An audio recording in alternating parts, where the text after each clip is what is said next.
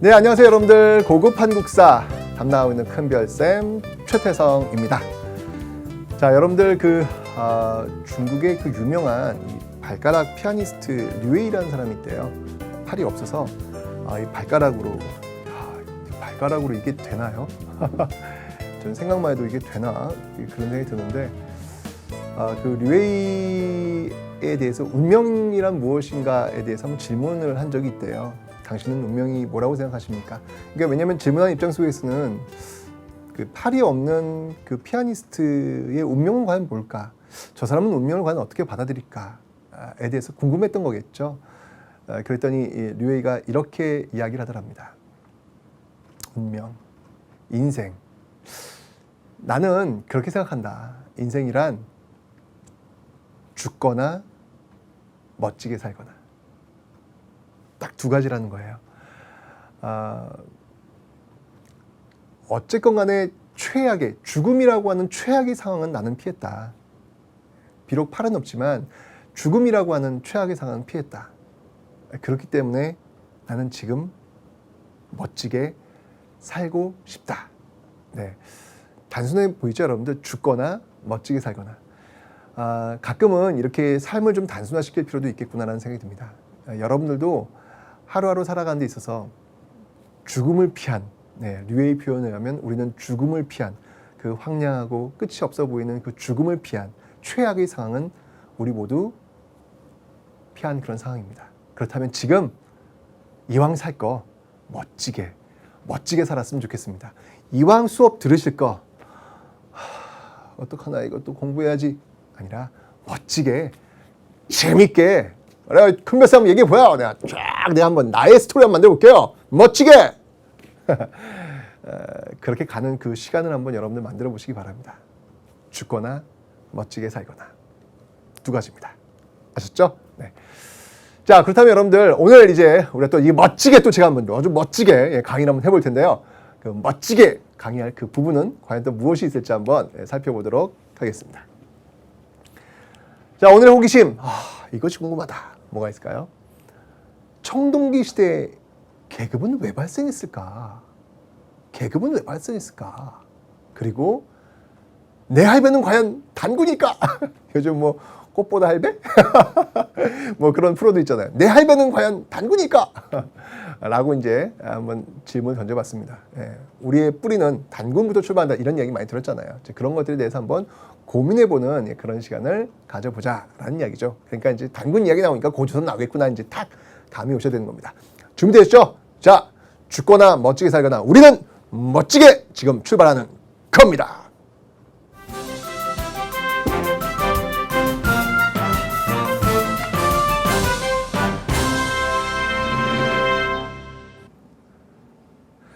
자, 여러분들 전 시간에 우리가 구석기와 신석기 시대를 배웠고요. 자, 이제 그 뒤를 이어서 청동기와 철기 배울 텐데 그 전에 먼저 청동기, 철기 시기 구분을 살짝 좀 하고 갈게요. 왜냐면 이 부분을 여러분들이 이해를 하셔야 앞으로 이제 여러분들이 그 유물유적 공부하실 때 고개를 갸우뚱하는 게 좀 해소가 될 겁니다.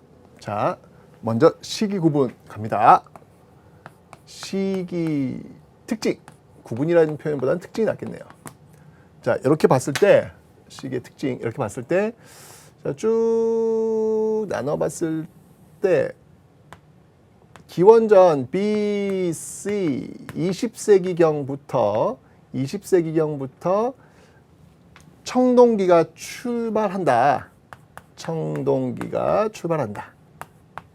네, 이렇게 만주지역 청동기를 다 아우러서 지금 말씀을 드리는 거예요. 자, 그러다가 기원전 5세기경, 기원전 5세기경이 되면 이제 철기 시대로 들어간다. 네, 이렇게 지금 제가 설명을 드렸잖아요. 그런데 여러분들, 이런 차이점이 좀 있어요. 뭐냐면, 이 청동기 시대가 말이에요. 가요. 자, 갑니다. 가는데, 이게 쭉 가다가 기원전 5세기 딱 끝나는 게 아니에요. 이게 계속 가요. 네, 계속 갑니다. 계속. 이렇게 계속 가는 모습을 보이면서 요 부분이 지금 딴딴딴딴딴딴 요 부분이 지금 겹쳐요. 그죠? 그러니까 사실은 이 부분은 여러분 어떤 부분이 되는 거냐면 이 부분은 청동기 후기가 되는 거죠. 그죠? 후기 청동기인데 철기 시대는 또 본다면 초기예요. 그죠? 초기 철기 시대가 되는 거예요. 그죠? 예. 같은 용어가 되는 거예요. 그런데 우리는 고고학적 용어로서 요 시기는요. 초기 철기 시대다라는 요 표현을 씁니다. 초기 철기 시대. 그러니까 제가 이 이야기를 왜 드리는 거냐면 이 초기 철기 시대에 청동과 관련된 유물이 등장하기 때문에 그래요. 여러분이 이제 공부하실 때 철기 시대 공부할 때 세형 동검? 아니 철기 시대에 왜 동검이 등장해? 라고 이제 의문을 가지실 거예요. 그 이유는 바로 이렇게 청동기와 철기가 겹쳐 있는 그 시기가 있기 때문에 철기 시대에도 청동검이라든지 청동 유물들이 등장하게 된다라고 하는 것을 여러분들이 좀 미리 알고 계시라. 이게 딱 단절적으로 청동기 철기 딱 구분되는 것이 아니다라는 것을 알고 계셔야 여러분들 이 시대를 이해하시기가 쉽습니다. 됐죠? 자, 요거 일단 이해하시고요. 자, 이제 바로 청동기와 철기로 한번 들어가 보도록 하겠습니다. 자, 청동기 시대와 그 다음에 철기 시대를 공부를 할 텐데요. 구석기, 신석기 시대는 식의주, 도구, 사회, 사상 이렇게 세로로 공부했죠. 신석기도 그랬고요. 근데 청동기, 철기는요. 가로로. 청동기와 철기는 거의 비슷하거든요. 가로로 비교하면서 접근을 한번 해보도록 하겠습니다. 구석기, 신석기 공부할 때는 세로, 청동기, 철기 할 때는 가로 이렇게 하겠습니다. 자, 먼저 청동기, 식! 먹는 건 제일 중요해요. 먹는 거 신석기 시대부터 출발했기 때문에 변홍사 시작되었기 때문에 차이점은 없습니다. 없는데요. 청동기 시대에 좀 더 발전된 농업 기술이 하나 등장을 해요. 자, 그게 무엇이냐? 바로 변홍사의 시작입니다. 변홍사의 시작. 제가 신석기 시대는 여러분들 주로 밭농사 위주라고 그랬잖아요. 근데 이제 청동기 시대는 드디어 변홍사. 여러분 아침에 뭐 드셨어요? 네, 밥 드셨죠? 밥? 아니에요? 네, 왜 못 드셨을까? 네, 거긴 또 많은 스토리가 있겠죠. 저도 못 먹었어요. 아침 못 먹었어요. 자, 어쨌건 변홍사. 그러니까 우리가 지금 아침에 밥을 먹는다고 했을 때 그 밥의 출발. 그 출발이 바로 이 청동기 시대부터 출발하고 있다라는 거죠. 그러니까 밭농사보다는 변홍사가 좀 더 높은 선진적 기술이 들어가야만 얻을 수 있는 결과물 아닙니까? 그죠? 물도 대야죠, 물도 빼야죠, 김도 매줘야죠. 밭농사는 사실 이렇게 씨 뿌리면 알아서 자랄 수 있잖아요. 그죠? 그러니까 어렵지 않단 말이에요. 신석기인들이 이 밭농사를 지었던 이유도 그냥 먹다 흘린 거 보니까 이렇게 갑자기 자라나가지고 이게 뭐지? 라고 해서 이 농사를 시작할 수 있단 말이죠. 근데 이 변홍사는 그렇지 않다는 얘기. 이건 기술이 들어가야 되는 거예요. 기술이. 당연히 그러니까 좀 시대가 뒤쪽으로 오겠죠. 청동기 시대부터 이 변홍사가 시작됐다라는 거 기억하시면 되고요. 뭐 더 쭉 나가서 철기 시대까지 계속해서 이 모습은 연결이 될 겁니다. 맞죠? 자, 이제 옷 입는 거 뭐 다르지 않습니다. 신석기 시대 원시적 수공업 좀 더 발달한 그런 모습들이 계속해서 나올 수 있겠지요. 그런데 여러분들 청동기 시대 때 제가 조금 더 이제 설명을 드리겠는데 제가 진짜 이게 놀라운 사실 하나 발견했어요. 이 사회 제가 공부할 때 청동기 시대 계급사회 설명하면서 대표적인 유물 들어봐라, 유적 들어봐라 하면 고인돌 제가 설명드릴 거예요. 근데 어디인가에서 이 고인돌 재현 행사가 있더라고요. 재현 행사인데 그 고인돌 그 돌멩이 끌고 와야 될 거 아니야. 근데 끌고 오는 사람들이 옷이요. 제가 깜짝 놀란 게 뭐냐면 원시인들 옷을 입고 가. 원시인들 옷을 그거 있잖아요. 이렇게 그냥 왜 한쪽 띠로 두르고 왜 그런 거 있잖아요. 이게 진짜 이건 아니죠. 왜냐면 여러분들 고인돌이 만들었던 그 시대에서 이 청동기 사람들은요 원시인들이 아니에요. 구석기 신석기인들이 아니에요. 가죽 옷 입고 막 동물 옷 입고 그런 사람들이 아니에요. 이 시대 사람들은요 지금과 같은 이런 어떤 옷들 있잖아요. 옷감 짜가지고 제대로 된 옷을 입고 있는 사람들이었습니다. 그러니까 이런 데서 또 오해가 생기는 거예요. 그러니까 제가 이야기했죠. 우리 수업의 목표 전근대 공부할 때는 대화하시라고요. 좀 이해하시라고요. 그러니까 잘못된 오해가 거기서 비롯된 겁니다. 아셨죠?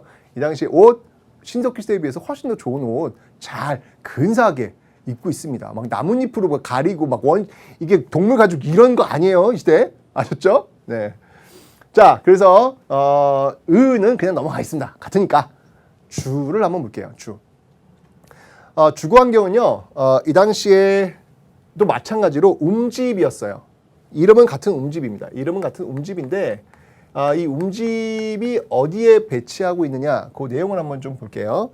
자, 요렇게 움집이요.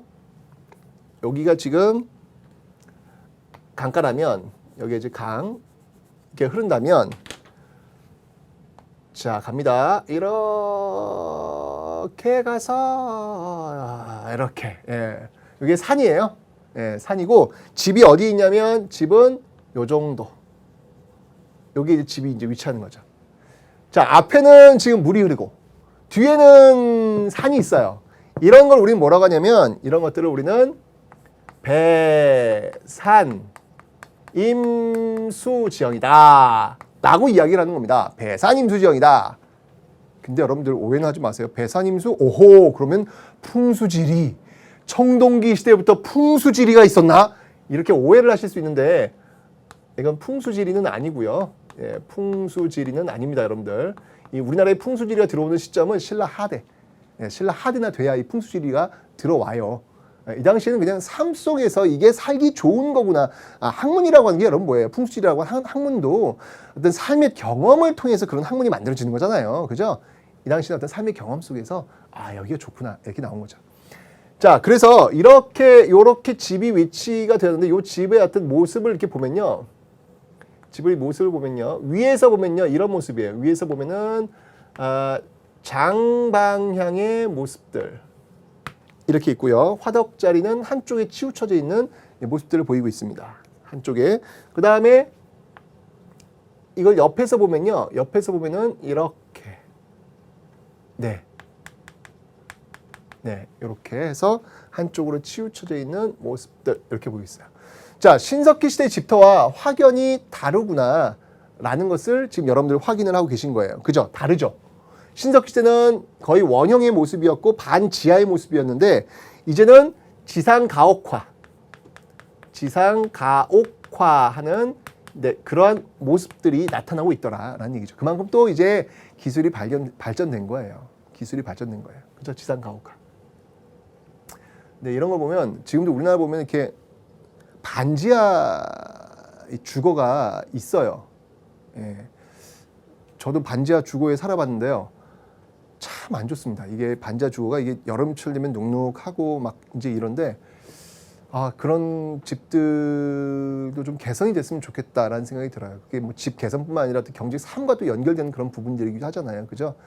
근데 그 반지하 형태를 보면서 저는 굉장히 좀 제가 볼 때는 제 관점에서 볼 때는 굉장히 좀 후진적인 어떤 그 주거 형태가 아닌가라는 그런 생각이 들더라고요. 정말 인체에도 그렇게 썩 좋은 어떤 그런 건강에도 별로 좋지 않고 말이죠. 이제 그런 거 보면서 이제 신석기 시대가 그 반지하 형태로 이제 들어가 있는 어떤 그런 모습들이잖아요. 이제 그런 역사하고 좀 빗대가지고 신석기 시대에 있던 어떤 집터의 어떤 모양, 집의 어떤 그런 모습들이 아직도 있다면 이거는 좀 사회적으로 문제가 있는 게 아닌가. 어떤 사회복지 차원에서 이런 것들은 좀 주거 환경이 좀 필요한 게 아닌가라는 그런 생각이 들었습니다. 네. 자, 요런 어떤 움직, 그러니까 많이 이제 발전하고 있는 거예요. 지금 올라와 있는 그런 모습들을 지금 여러분들은 확인하셨습니다. 이런 것들이 철기 시대 가면요 좀 더 발전을 해요. 그래서 평지 같은 경우에는요, 초가집, 네, 초가집들이 이제 등장을 합니다. 철기 시대 오면요. 왜냐하면 이 벼농사를 짓기 시작을 하니까 당연히 거기 나오는 볏집들 이런 거 있잖아요. 이런 것들 갖고 이 초가집에 지붕을 올린다거나 할 수 있겠죠. 그런 모습들 나타나고 있습니다. 그 다음에 산 있죠. 그 산간 지역. 이 산간 지역 같은 경우에는 귀틀집이라는 게 있어요. 귀틀집. 통나무 있잖아요. 나무 같은 것들을 갖고 이렇게 서로 엇갈려가면서 이렇게 쌓아 올리는 그런 귀틀집도 있더라라는 거. 좀 그 지역 환경에 맞게 다양한 그런 주거 형태들이 등장하고 있다라는 것을 기억하시면 되겠습니다. 됐죠?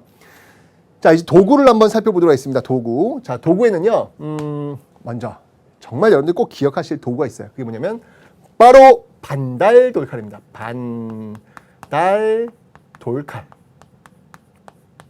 자, 여러분들 여기서 방점을 찍어야 될 게 뭐냐면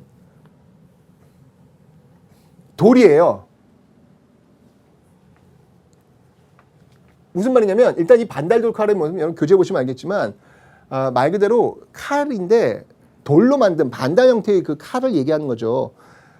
왜 이 반달돌 칼이 필요했을까요? 벼 베는데 필요할 거 아니에요. 그죠? 그런데 문제는 뭐냐면 돌로 만들었다는 거예요. 청동기 시대 도구. 그러면 당연히 농기구도 청동으로 만든 거 아닌가? 이렇게 생각할 텐데 청동 농기구는 여러분들 없다라고 보시면 돼요. 청동 농기구는 없다. 여전히 청동기 시대는 석재 농기구다. 석재 농기구다. 네, 돌로 만든 농기구다. 라는 거 요거 꼭 여러분들이 기억을 해 놓으셔야 돼요. 신석기 시대에 이어서 청동기 시대에도 돌로 만든 농기구다라는 것을 꼭 여러분들이 기억을 해 놓으셔야 되는 거예요. 청동으로 만든 농기구는 이상해요. 네, 아주 안 어울려요. 마치 지금 그 농사를 지으시는 분들의 호미에 다이아몬드를 박아놓은 듯한 다이아몬드로 만든 호미를 여러분 보셨나요? 이상하잖아요, 그죠? 그 당시 청동은 아주 귀한 지배층들의 어떤 장식용, 어떤 제사를 지낼 때 필요한 의례용 이런 것들로 사용된 것이지 농기구로 쓰기에는 조금 부적합했습니다. 예, 그러니까 당시 농기구는 돌로 만든 것이다 라고 하는 것. 신석기 시대에 이어서 좀 더 세련된 어떤 그런 농기구들이 등장했다라는 것을 꼭 기억하세요. 아시죠? 예, 반달 돌칼이었습니다. 됐고요. 자, 그 다음에 이제 토기를 한번 볼게요. 토기. 자, 신석기 시대 대표적인 토기가 있다면 그것은 빗살무늬 토기다라고 설명을 드렸잖아요. 그죠? 청동기 시대의 토기 대표적인 토기가 있다면 가장 확실한 건요, 여러분 민무늬 토기예요. 민무늬 토기가 이 민무늬 토기, 그러니까 무늬가 없다는 얘기죠. 예, 민자 무늬니까 민무늬 토기가 가장 대표적인 토기입니다. 민무늬 토기가 가장 대표적인 그런 토기다라는 거 기억하시고요. 그 다음에 또 미송리식 토기라는 게 있어요. 미송리식 토기. 미송리식 토기. 네, 예, 미송리식 토기라는 게 있습니다. 이 미송리식 토기는요, 손잡이가 달려 있어요. 여기서 핵심 포인트는 여러분 교재 보세요. 사진 보시면 알겠지만 손잡이가 달려 있어요. 손잡이가 달려 있는 토기라는 거 기억하시면 되겠습니다. 네. 그 다음에 또 뭐가 있냐면 여러분들 붉은 간토기, 붉은 간토기가 있다라는 거 기억하시면 되겠습니다. 계속 이어서 철기 시대로 한번 와볼게요. 철기 시대는요, 자, 아까 청동기 시대는 돌로 만든 농기구라 그랬죠. 자, 철기 시대 오면 여러분들 꼭 기억하세요. 드디어 철로 만든 농기구가 등장을 합니다. 철제 농기구가 등장을 하더라라는 것이죠. 어찌 본다면 지금 우리 사회도 철기 시대입니다. 그죠? 철이 없는 세상을 상상해 보십시오. 여기 광고 카피랑 비슷한데, 예. 어쨌건 여러분 철이 없는 세상을 한번 상상해 보세요. 지금.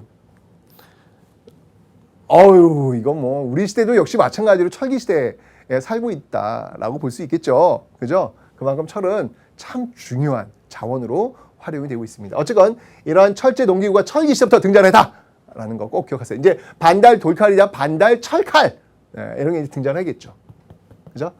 그 다음에 토기도 역시요. 토기도 이렇게 보시면 알겠지만 토기는 여전히 철기 시대도 민무늬 토기가 등장을 해요. 민무늬 토기가 등장을 하고요. 네, 그 다음이 검은 간토기도 등장을 한다라는 거 기억하시면 되겠습니다. 됐죠? 자, 그 다음은 여러분들 이 무기를 한번 볼게요. 이 무기, 도구에서 무기가 참 중요해집니다. 네, 왜냐하면 청동기 시대부터는 전쟁을 굉장히 많이 하거든요. 왜일까요? 이 벼농사의 시작이라고 하는 것은 여러분들 이 생산력의 발전을 가져와요. 생산력의 발전을 가져오고 이 생산력의 발전은 잉여, 남는 것들을 발생시킨다는 얘기죠. 더 많이 생산했기 때문에 남는 게 있는 거예요. 남는 게 있으면 그 전에 구석기 신석기는 배고픈 평등사회라고 그랬잖아요. 그죠? 와우! 이제 기회가 온 거야.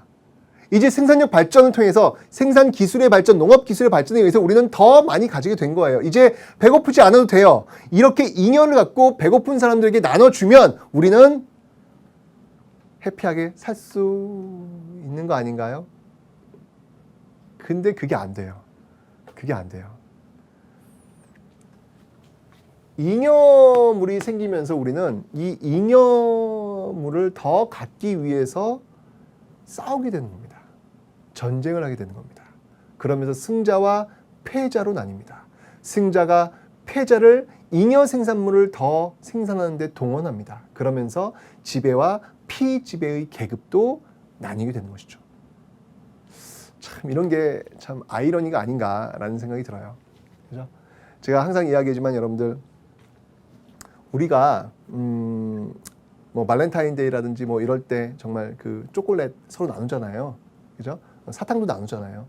근데 그때 들어오는 그 초콜릿이나 사탕 이러한 것들이 우리한테는 서로 사랑을 확인하기 위해서 좋은 시간을 갖기 위해서 우리가 지불하는 그런 돈이지만 누군가에게서는 그 저임금으로 노동력을 제공해 가지고 초콜릿도 만들고 그다음에 뭐 사탕도 만드는 그런 그 빈곤 아동들이 제3세계에 굉장히 많이 있다는 사실.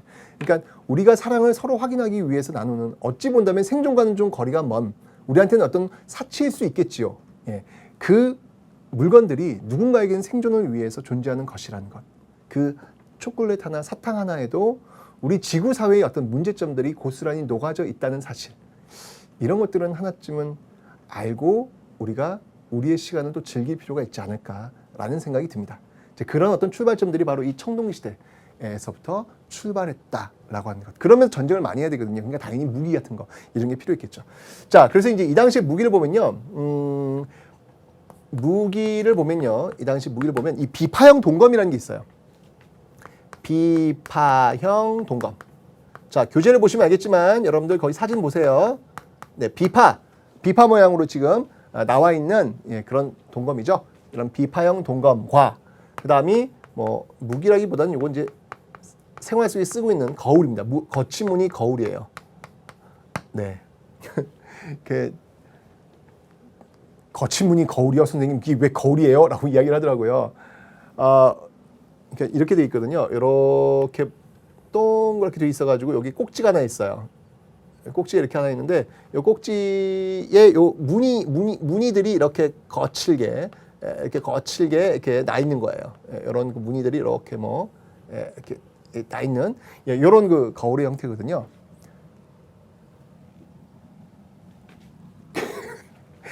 아니 그 책 속에다가 얼굴이 자꾸 들이대 이렇게 들이대면서 아니 여기 어떻게 얼굴이 비쳐요? 거울인데 어떻게 여기 제 얼굴이 나와요? 라고 하는데 아이 참, 당연히 안 나오죠. 여기는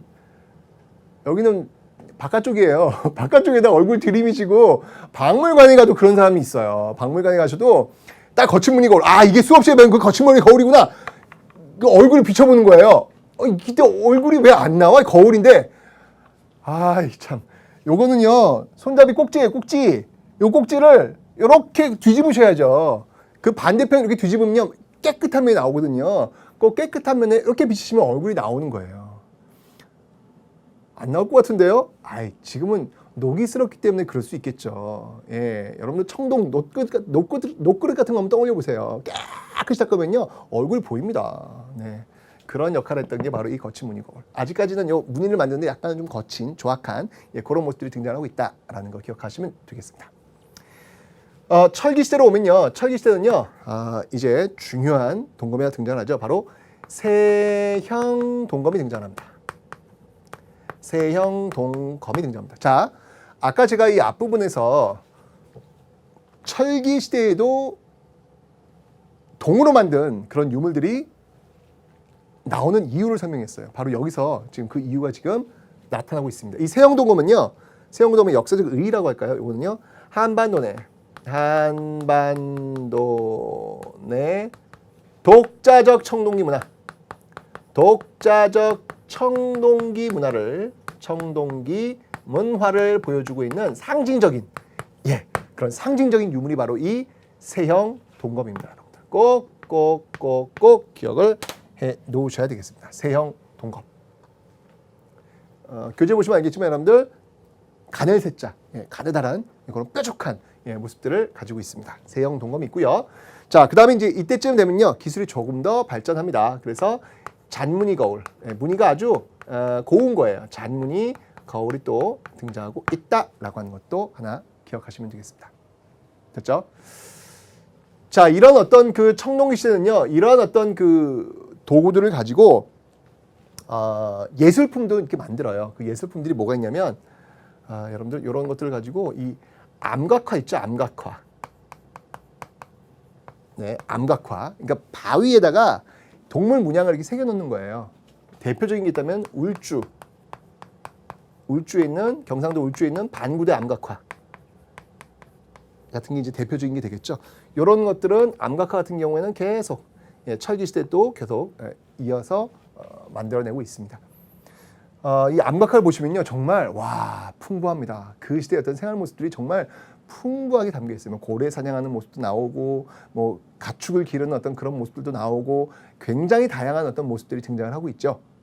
한 번쯤은 직접 가서 한번 여러분들 한번 확인을 한번 해보시면 야, 이 당시 사람들이 어떤 예술적 감각 장난 아니네, 대단하네 이런 것들을 아마 느끼시게 될 겁니다.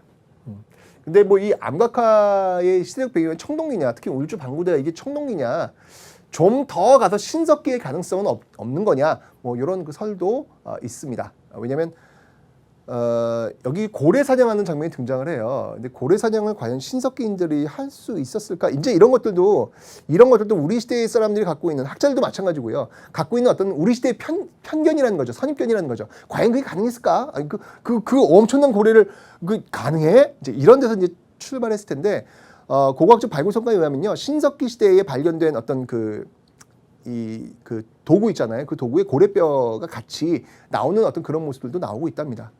가능할 수 있다라는 어떤 그런 설도 있어요.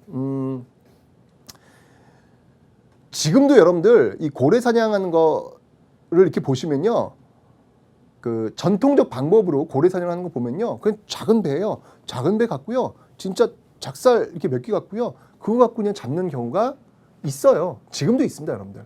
네, 그래서 신석기인들이라고 못하진 않은 거 아니냐. 뭐 어쨌건 이런 어떤 그 얘기들이 담겨 있습니다. 이 암각화인 말이죠. 자, 그리고 이제 철기 시대로 오면요, 여러분들 꼭 기억하실 게 뭐냐면 이 당시에 그 발견되는 유물 중에서 굉장히 의미 있는 유의미한 어떤 그런 유물들이 등장을 해요. 자, 그게 뭐냐면요, 바로 중국 화폐의 발견입니다. 중국 화폐의 발견. 자, 어떤 것들이 있냐면, 자, 이런 것들이 있어요. 명도전. 요거는 중국 춘추 시대의 화폐거든요. 전국 시대, 춘추 전국 시대의 화폐거든요. 전국 시대의 화폐. 그다음에 반량전. 그다음에 오수전. 반량전도 있고요. 오수전도 있고요. 이건 한나라의 어떤 화폐고요. 그다음에 붓도 발견돼요. 붓. 자, 이런 걸 통해서 우리가 알 수 있는 건 뭘까요? 우리가 알 수 있는 것. 중국과 교류했구나.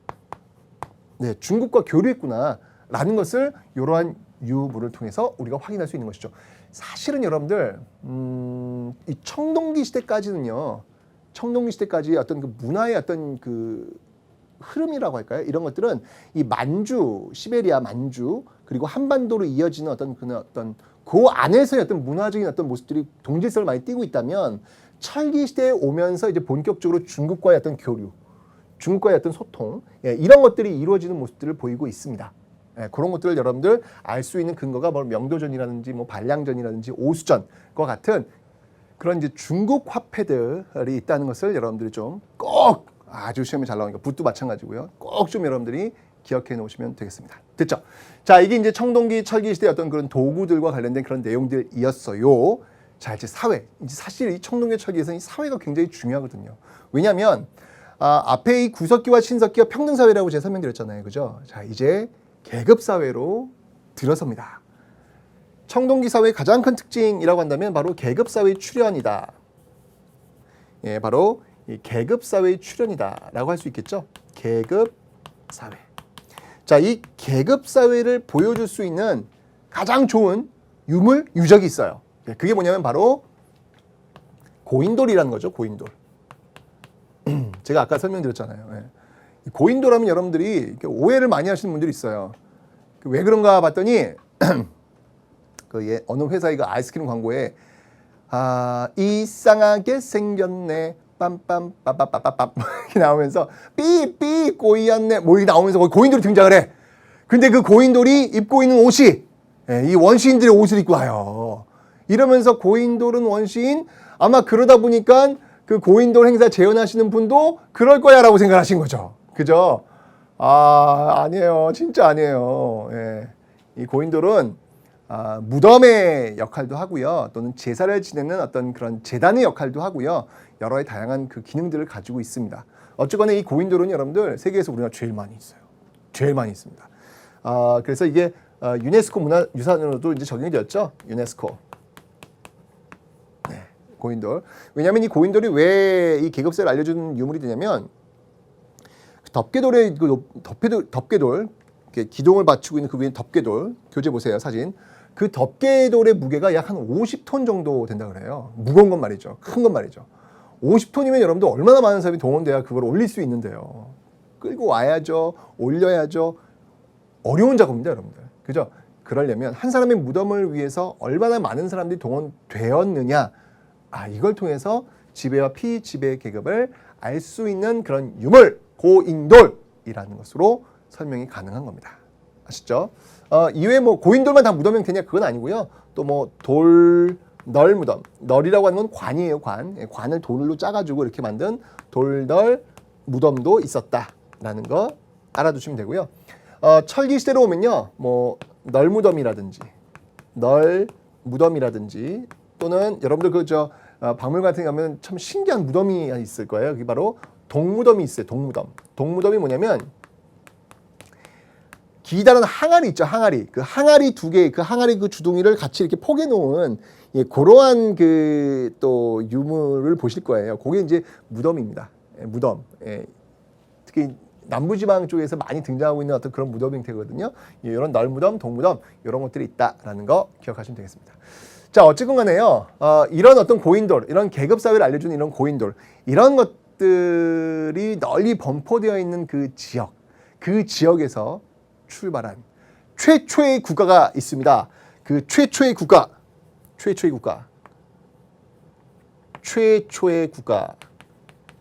어디죠? 우리나라 최초의 국가, 그렇죠. 바로 고조선입니다. 최초의 국가 고조선이 딴딴딴 등장하더라라는 것이죠. 자, 여기 지금 보여지고 있는 이 흐름도 보이시죠? 분필로 굵게 쓴 이 부분. 이게 지금 다 고인돌을 제가 설명하기 위해서 쭉 설명드린 겁니다.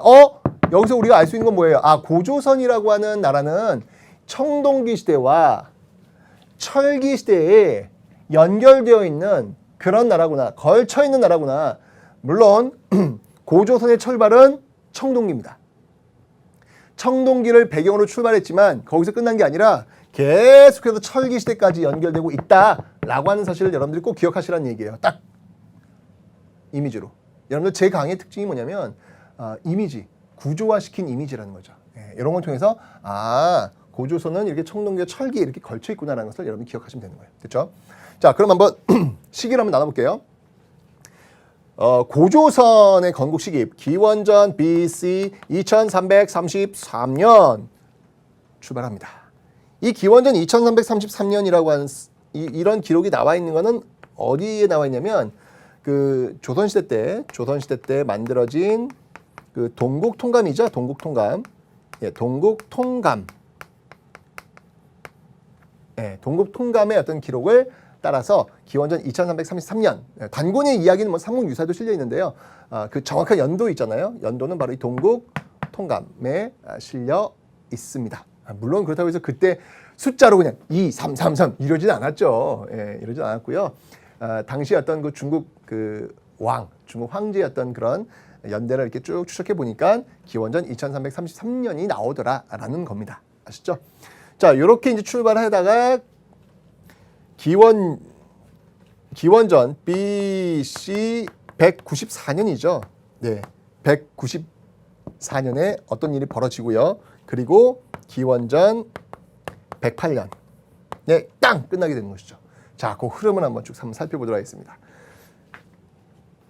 기원전 2333년 이때 단군 조선이 출발합니다. 네, 단군 조선이 출발을 해요. 선생님, 근데 이거 기원전 24세기잖아요. 근데 청동기는 기원전 20세기면 아니, 조선이 청동기를 배경으로 해서 등장을 했다는데 왜 여기 또 기원전 20세기인데 여기 24세기예요? 안 맞죠, 시기가. 그죠? 네, 그러니까 뻥이에요. 이렇게 가시면 안 되고요. 이렇게 가시면 안 되고요. 그러니까 그렇게 가려고 했던 시기가 있었죠. 일제강점기에 이제 이런 시기를 들면서 이건 말도 안 되는 거다, 이거는. 단군 이야기 완전 허구다, 허구. 이렇게 몰아갔던 그런 시기가 있었죠. 그런데 여러분 보세요. 이게 지금 사실 제가 이 역사 수업 여기 EBS에서 지금 뭐 10년 이상을 가르치고 있지만 이 청동기 연원이 계속 올라갑니다. 옛날에는 기원전 10세기, 좀 지나니까 15세기, 또 지나니까 20세기 계속 올라오고 있죠. 즉 고고학적 성과에 의해서 계속 올라온다는 얘기예요. 저는 분명히 기원전 24세기까지 올라갈 거라고 저는 봅니다. 그런 고고학적 성과에 의해서. 그러니까 아직 어떤 그런 연대의 어떤 그 일치점은 찾지 못했지만 가능성은 분명히 있다는 이야기죠. 예. 일치하는 증거가 없기 때문에 그건 허구다 이렇게 이야기하기에는 고고학적 성과의 어떤 발견, 이런 속도들이 굉장히 빠르게 진행되고 있기 때문에 그렇게 이야기하기는 좀 불가능하다. 그렇게 이야기하는 좀 의도성이 있다. 이렇게 볼 수 있다는 이야기입니다. 아셨죠? 자, 어쨌건 이 단군 조선은요, 청동기를 배경으로 출발을 하고 있는데요. 이게 기원전 그 12세기경, BC 한 12세기경에 말이에요. 기원전 12세기경에 이 기자조선이라고 하는 그 시기를 또 하나 집어넣고 있어요. 이건 우리 조상들, 우리 특히 이제 그 조선 선비들이 아주 중시 여겼던 시점이 바로 이 기자조선입니다. 아주 중요하게 여겼던 이 기자조선. 왜일까요? 이 기자란 인물이 누구냐면 이 기자란 인물은요. 네, 바로 중국인이에요. 주나라, 주나라 무왕 때, 중국 주나라 무왕 때 우리나라에 온 그런 인물입니다. 성인이니까 자자가 붙은 거죠. 공자, 맹자 할 때처럼 기자, 성인이에요. 선진 문물을 우리에게 전달해 준 성인이다라는 의미에서 이 기자조선은요. 조선 선비들한테는 아주 숭앙을 받았던 그런 인물입니다. 그러니까 사실은 조선시대는요. 단군조선보다도 기자조선을 더 중시 여겼죠. 대표적인 인물, 여러분들 그 5,000원짜리 주인공 인물 누군가요? 이이, 그죠? 그 이이의 저서 중에 기자실기가 있을 정도예요. 예, 바로 이 기자의 역사를 쓰고 있는 어떤 그런 모습들이 있다는 얘기죠. 그죠? 근데 과연 이 기자가 과연 왔느냐에 대한 설은 분분합니다. 그렇기 때문에 제가 이 가로로 이렇게 쳐놨어요. 자, 그래서 이 단군조선, 그리고 중간에 뭐 기자조선, 이런 것들이 한번 잠깐 등장을 하고요. 자, 쭉 이어져서 쭉 와서 기원전 194년도에. 자, 이때 등장하는 조선이 바로 위만조선이죠. 네, 위만조선. 위만이 고조선의 뒤를 이어서 위만조선을 세우게 됩니다. 자, 그러면서 쭉 전개되다가 기원전 108년에 결국은 한나라와의 싸움에서 지면서 한사군이 설치가 되는 것. 이게 바로 단군 조선으로 출발했던 그 고조선의 한 흐름이다라는 것을 여러분들이 기억을 일단 해놓으시면 되겠습니다. 어쩌면 이 고조선은요, 이렇게 청동기와 철기를 아우르면서 등장하고 있고요, 존재하고 있고요. 출발은 바로 이 청동기를 배경으로 한다는 사실을 꼭 여러분들이 기억을 해놓으셔야 돼요. 아셨죠? 당시 어떤 이 고조선의 그 세력 범위라고 할까요? 이 고조선의 세력 범위를 알려줄 수 있는 유물. 자, 요렇게 제 지도를 한번 그려볼게요. 이렇게 있으면, 여기 그 강이 하나 흘러요. 요 강을 우리는 뭐라고 하냐면, 네, 요하강이라고 합니다. 네, 요하강을 기점으로 해서, 동쪽, 이 동쪽을 우리는 요동이라고 하고요. 서쪽을 요서라고 합니다. 요동과 요서 이렇게 보여주고 있는데 이 고조선의 세력 범위는요 대략 이 요서와 요동을 아우르는 그리고 네, 한반도의 그 북부 지역까지 이렇게 아우르는 요 지역들, 네, 요 지역들을 이 고조선의 세력 범위를 보고 있어요. 그러니까 이런 세력 범위를 보여줄 수 있는 그런 근거가 뭐냐? 그 근거가 뭐냐면 바로 이 비파형 동검 있죠? 네, 이 비파형 동검, 이 비파형 동검과 그 다음에 고인돌 있죠? 이 고인돌이 이 고조선의 어떤 세력 범위를 보여주고 있는 그런 유물들이에요. 비파형 동검과 고인돌이 이 지역에 아주 촘촘하게 발견되는 걸 통해서 왜냐하면 이런 유물들이라고 하는 거, 무덤의 형태라고 하는 거, 이런 어떤 그 무기의 어떤 사용이라고 하는 것들은 그 시대의 동시대 사람들이 사용할 수 있는 어떤 그런 내용들이잖아요. 이제 그런 것들이 발견되고 있는 지역들을 통해서 고조선의 세력 범위는 이러한 정도가 되는구나라고 이제 학자들이 추측을 하는 것이죠. 그죠? 고조선의 세력 범위 기억해 놓으시고요. 그 근거가 되는 유물들, 비파형 동검, 고인돌을 기억해 놓으시면 되고요. 자, 그 다음에 여러분들 이 고조선 하면 딱 떠오르는 또 이야기가 하나 있잖아요. 그 이야기가 뭔가요? 그렇죠. 바로 단군 이야기죠. 자, 단군 이야기를 한번 들어보면 이런 거죠. 하늘의 신, 누구? 환인. 환인의 아들이 누굽니까? 환웅이죠. 환웅이 인간세에 관심이 있어서 아버지한테 부탁해서 무리 3,000명을 거느리고 내려옵니다. 내려와서 인간이 되기를 원하는 곰과 호랑이, 이 중에 성공한 사람이 누구예요? 성공한 게 누구예요? 곰이죠, 곰. 이 곰이 여인으로 변하여서 빰빰빰빰빰빰빰빰 해가지고 드디어 아이를 낳았으니 그 아이가 누구더라? 그 아이가 바로 단군 왕검이더라 라는 그 유명한 이야기가 있지 않습니까? 그죠? 근데 이게 이제 그 유명한 이야기에 그치면 안 되고요. 여기에 숨겨져 있는 여러 의미를 여러분들이 읽어낼 수 있어야 되는 겁니다. 자, 먼저 갈게요. 하나씩 봅시다. 자, 먼저 환웅이에요. 하늘에서 내려옵니다. 이건 뭐냐면 이건 바로 선민의식을 나타내는 거예요. 우리는 선택받은 민족이라는 거지. 하늘로부터 선택받은 민족, 건드리지 말라는 얘기예요. 우리 전쟁해야 돼. 너희들 우리 말 따라야 돼. 왜? 우리는 하늘에서 내려온 선택받은 민족이니까 이런 것들을 이야기할 수 있기 때문에 그렇습니다. 그죠? 자, 그리고요. 이 무리 3천이라고 했는데 이 무리 3천은요. 풍백, 우사, 운사 이런 사람들이 다스린다고 했어요. 풍백, 바람풍, 비우자. 이거 뭐죠? 이 당시에는 농사, 농경 이런 것들이 중시되었구나. 그리고 이들이 다스린다고 했으니까 계급사회구나 라는 것도 알 수 있죠. 그리고 곰이 승리하잖아요. 곰이. 그죠? 그러니까 곰을 믿는 부족과 호랑이를 믿고 있는 부족이 있는데 호랑이를 믿고 있는 부족, 토테미즘 아닙니까? 이런 걸 통해서 우리가 알 수 있는 게 토테미즘이냐. 토테미즘. 신석기 때부터 등장했다는 토테미즘. 이 곰을 믿고 있는 부족과 결합을 한 거라는 얘기죠. 호랑이를 믿고 있는 부족과는 결합하지 않고 곰을 믿고 있는 부족과 천손족, 하늘에서 내려온 이 족과 곰을 믿고 있는 이 족이 결합을 한 거야. 그런 과정 속에서 왕이 등장한 거야. 그게 바로 단군 왕검. 이 단군은 지금 제사장을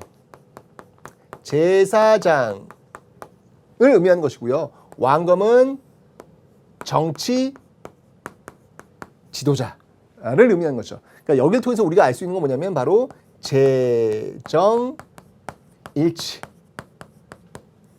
재정일치를 알 수 있다라는 거. 그러니까 이런 이야기를 통해서 당시의 어떤 모습들을 유추해낼 수 있는 거예요. 그냥 곰이 어떻게 사람이 그러면 우리 할머니가 곰이냐? 뭐 이렇게 나와버리면 이건 너무 초딩적인 어떤 그런 생각이고요. 그런 이야기들 속에 숨겨져 있는 그 시대의 역사적 상황을 여러분들이 좀 접근해 볼 필요가 있다는 이야기입니다. 아시죠? 바로 이런 단군 이야기들 기억을 좀 해놓으시면 되겠습니다. 자, 바로 여기서 나오는 이제 이런 어떤 그 고조선에서 나오는 단군 이야기를 한번 살펴봤고요. 자, 그 다음에 이제 좀 더 쭉 한번 뒤로 한번 가보겠습니다. 자, 이게 이제 기원전 이 194년 그 직전 기원전 2세기, 기원전 3세기 요 경에 말이죠. 이 고조선요 굉장히 많이 발전되어 있는 모습들을 보여요. 예를 든다면 이 당시 지도를 한번 그려볼게요. 자, 이렇게 있으면 당시 이게 고조선인데 이 고조선이 당시 이거 전국시대 여기서 연나라가 있어요. 연나라. 이 연나라와 팽팽하게 맞설 정도로 굉장히 강력한 그런 힘을 가지고 있었다라는 것이죠. 당시 고조선 같은 경우에 그 시스템을 보면요, 왕이 있고요. 그 밑에 뭐 비왕이라든지 뭐 경, 대부 뭐 이러한 어떤 직책들이 있는 걸로 봐서 굉장히 어떤 중앙 집권적인 어떤 그런 모습들을 갖추고 있다라고 해도 과언이 아닌 것이죠. 사실은 이 어떤 이런 중앙 집권의 모습들은 사실 고대 국가의 특징이거든요. 근데 그런 어떤 비슷한 모습들이 이미 고조선 시대에도 등장하고 있더라라고 하는 거 굉장히 발전된 어떤 그런 모습들이구나라는 걸 알 수 있죠. 당시에 여러분들 그 법도 있어요. 그 법들이 뭐가 있냐면 이 당시에 어떤 그 팔조법이라는 게 있습니다. 팔조법. 이 팔조법의 내용을 보면요, 예를 들면 이런 거죠. 사람을 죽이면 어떻게 한다? 죽인다. 이건 눈에는 눈, 이에는 이죠. 사람을 죽였어? 그럼 너도 죽어야 돼. 지금은 그렇진 않잖아요. 사람을 죽였다고 해서 바로 사형 이런 건 또 아니잖아요, 그죠? 근데 이 당시에는 그런 어떤 논리가 있었다는 얘기입니다. 그 다음에 남의 물건을 그러니까 누굴 다치겠어, 누굴 상처를 입혔어. 상처를 입히면 잠시만요, 이거를 도둑질했어. 뭔가를 도둑질했어. 남의 집에 가가지고 도둑질했어. 도둑질을 했으면 어떻게 하느냐? 이런 경우에는 노비를 잡는 거예요. 이게 발각되면 노비를 잡는 거예요. 그 다음에 남한테 상처를 입혔어. 그럴 경우에는 곡식으로 또 갚는 거예요. 곡식으로 갚는 이런 어떤 모습들이 나타나고 있더라라는 거. 이런 어떤 팔조법들이 있었는데요. 요게 이제 여러분들 쭉 가다가요, 한사군 요지 제가 좀 설명드렸는데 한사군 되면요 60여 조의 법으로 증가합니다. 8개의 법에서 60여 개의 조의 법으로 등장한다라는 얘기죠. 그러니까 법망이 복잡해진다는 얘기는 뭐냐면 그 사회가 그만큼 각박해졌다는 이야기예요. 법이 많으면 좋은 게 아니거든요, 여러분들. 법 없이도 사는 사회가 좋은 거 아닙니까? 그죠? 근데 법이 그만큼 많아졌다는 얘기는 그만큼 각박해진. 그러니까 어떤 식민지가 되면서 일종의 식민지잖아요, 한사군이, 그죠? 그러면서 어떤 그 시대에 어떤 감시하고 말이죠, 또 이렇게 탄압하는 어떤 그런 모습들을 통해서 법이 늘어나고 있는 모습들도 여러분 기억하시면 되겠습니다. 어쨌건 이런 어떤 법적인 어떤 체계 속에서 시스템이 잘 갖춰져 있는 어떤 그런 모습들이었는데. 이 연나라에서 이 위만이라는 사람이 넘어와요. 이 위만이라는 사람이 넘어와가지고 세운 나라가 바로 위만 조선입니다. 그럼 위만은 그러면 중국인인가요?